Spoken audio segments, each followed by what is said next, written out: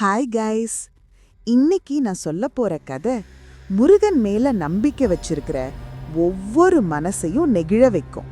முருகன் அழைக்காம வரமாட்டார், ஆனா அழைத்தவரை ஒரு நாளும் கைவிட மாட்டார். ஒரு மலை கிராமம், ஒரு ஏழை குடும்பம். பணம் இல்ல, ஆனா ஒரே ஒரு செல்வம், முருகன் மேல நம்பிக்கை. அந்த வீட்டுல ஒரு சின்ன பையன் தினமும் பள்ளிக்கு போறதுக்கு முன்னாடி முருகன் போட்டோ முன்னாடி நின்னு சொல்லுவான், முருகா, என் அப்பா அம்மாவை நான் நல்லா காப்பாத்தணும். ஒரு நாள் அப்பாவுக்கு விபத்து, வேலை இல்ல, வீட்டுல சாப்பாடே இல்ல. அம்மா அழுதாங்க. ஆனா பையன் சொன்னது ஒரே வரி, முருகா, நீ இருக்கன்னு எனக்கு தெரியும். அந்த நாள் இரவு வாசல்ல ஒரு சத்தம். ஒரு முதியவர், கையில் ஒரு பை.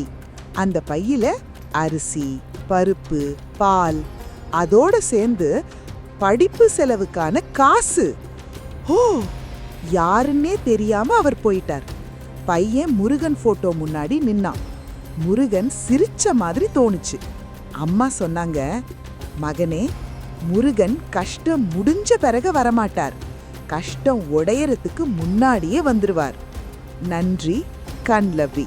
இந்த கதை மனசை தொட்டிருந்தா லைக் பண்ணுங்க, ஷேர் பண்ணுங்க, மறக்காம சப்ஸ்கிரைப் பண்ணிக்கோங்க.